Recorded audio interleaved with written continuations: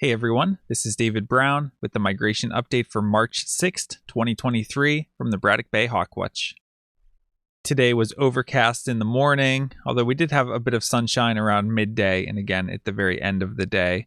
Winds were light from the northeast. It's not a very favorable wind direction, but it was fairly light, but overall not a lot of migration. Here we have a beautiful, heavily marked adult female Northern Harrier. And you can really see how heavily streaked it is underneath, all the way from the upper breast down to the undertail coverts. Very heavily marked. You see a lot of markings up here through the patagial areas. And later on, I'm going to show some photos of a juvenile Northern Harrier for comparison. But this female is on the more heavily marked end of the spectrum that you'll see. Just an absolutely stunning bird. Here's an American tree sparrow down in the marsh, and the one interesting thing about tree sparrows is they have bicolored bills. The top mandible is gray or blackish, and the bottom one is yellow. Here is an adult bald eagle, and we had a lot of bald eagles hanging around today. At least 10, I would say, and at one point there were 8 of them soaring around together in the distance. Here we have a pair of mute swans being a little lovey-dovey. I guess it's that time of year. This adult male Dark-morph rough-legged hawk made a brief appearance in the morning, and looking at photos, it looks like this is probably the same one that was seen yesterday, so I did not count it as a migrant again. And again, very briefly, of the Dark-morph roughlegs, the adult males tend to be the darkest. We see a dark trailing edge to the wing, lets us know it's an adult, and the adult males are the ones with the multiple tail bands. Here we have a juvenile bald eagle, so one that was born last summer. We see that the wing has feathers that are all the same age. Here's a juvenile Northern Harrier that caught some prey, and you can see when it grabbed the prey, which is this dark thing here, it also grabbed some grasses that were trailing behind it. Here you can see that white rump patch, which is a good field mark for Northern Harriers. Here's a female wood duck. And here's the male wood duck that was with it. And wood ducks are a little bit scarce this time of year, a little bit tough to find. They tend to hide a little bit more down in the marsh, so sometimes our best bet at seeing them is when they're flying. And they have kind of a distinctive shape, especially because of the tail, just sort of how long it is, and sometimes it looks real square or rectangular. The juvenile bald eagle with no tail that I featured in yesterday's video made another appearance today. Here we have a male Gadwall, and when Gadwall are on the water, they look pretty plain, but in flight, you get that pattern on the wing, get some orangish or brown, and then you get the big white patch in the secondaries. Here we have another bald eagle. This one is almost an adult, not quite. Next year, he should look like a full adult. Here we have a Cooper's hawk, and actually we saw 2 of them simultaneously, both adults. And they were doing sort of this big, slow, territorial flap that they do. And we know it's a Cooper's hawk. You see the long tail that's indicative of the accipiters. And we see that the head is quite large, much larger than we would see on sharp-shinned hawks. And just along with the overall size of the bird and that slow flapping that they do is also characteristic. Here's an immature bald eagle that gives us a good chance to review how we can use plumage features to age bald eagles. And so if you imagine a bald eagle being born in a nest, let's say sometime in May, when they're first born, they're kind of fuzzy, right? You see them fuzzy and white in the nest.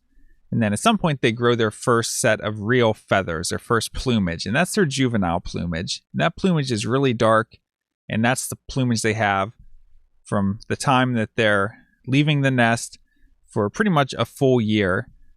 Maybe that next summer they would begin replacing some feathers. Now, when they replace those feathers, the feathers they replace their wing feathers with, their flight feathers, the feathers they replace them with are shorter. So if we look at this bird, this is a bird that would have been born 2 summers ago. And you see these longer, browner feathers that are sticking out a little bit more. These are what we would call retained juvenile feathers, okay? So these are feathers that bird grew while it was in the nest and as part of its juvenile plumage. Whereas these shorter feathers in between that are darker in color and less worn, these are ones that have been replaced one time already. So by doing that, we're able to tell that this is a bird that is coming up on 2 years old. Now, in another year, the bird will have replaced all of these feathers as well, except for maybe we might see 1 or 2 on each, usually 1 on each wing that's remaining. We saw one like that the other day. And so that would let us know that it was a bird coming up on 3 years old. So whenever we're looking at the wing of the bird like this, we're looking to see how many feathers does it have that are longer. Again, those are the retained juvenile feathers. And you can also see some of these outer feathers that are quite worn. These would also be retained juvenile feathers.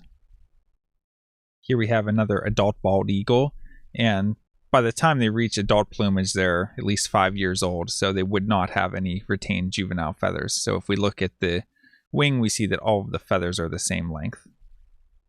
Here we have 3 Sandhill Cranes, and I suspect that these may be part of the group of 5 that we saw yesterday, because yesterday we saw 3 out of the 5 put down in the marsh, and these took out of the marsh today. So probably some of the ones we saw yesterday.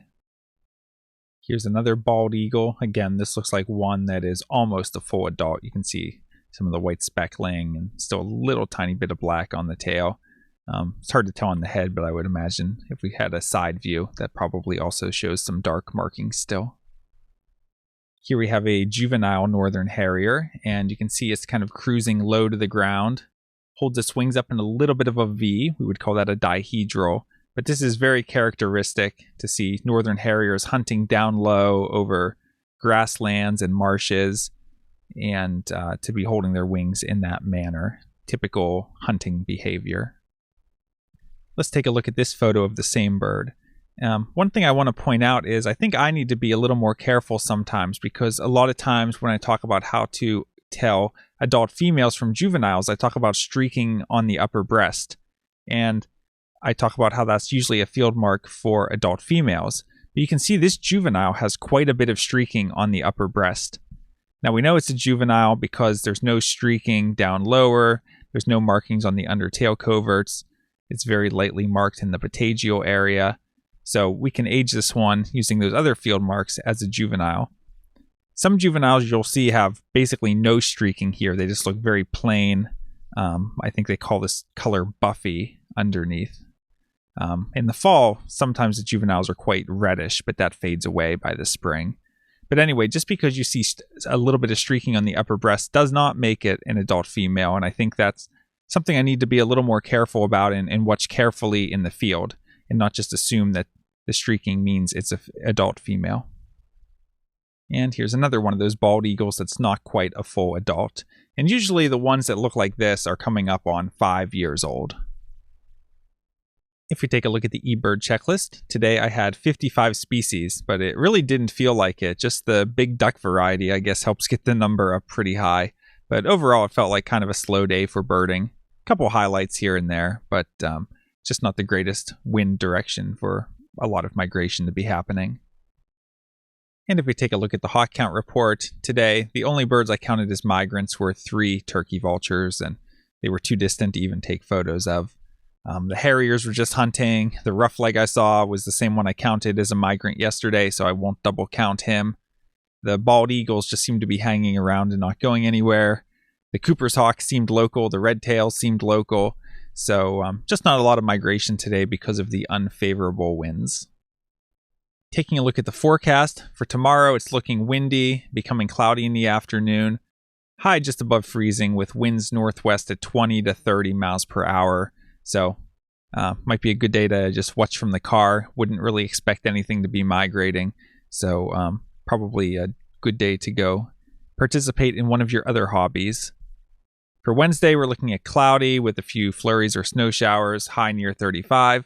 Winds northwest at 10 to 20. The winds aren't quite as strong. Still a somewhat unfavorable direction. I'll probably brave it out on the platform, even though it'll be cold. Might be an alright day for birding, but not really a great wind direction for a lot of migrating raptors. And for Thursday, we're looking at cloudy with a high of 33. Winds northwest at 10 to 15. Again, not a great wind direction. At least it's a little bit lighter. So be out on the platform, but again, I wouldn't expect a ton of migration. All right. Well, sorry for that depressing weather forecast. It just doesn't seem like there's any southerly winds in the forecast for the upcoming week, or at least as far out as my weather app goes. But we'll keep an eye on things and see when the next day with southerly winds might be. We might get a good push of migrating raptors. But in the meantime, like I said, every day I seem to be getting around 50 species, tons of ducks out on the bay. So good variety of birds around overall. Just waiting for that next day of southerly winds to bring some more new arrivals. From Lyco Birds, this is David Brown. Thanks for watching.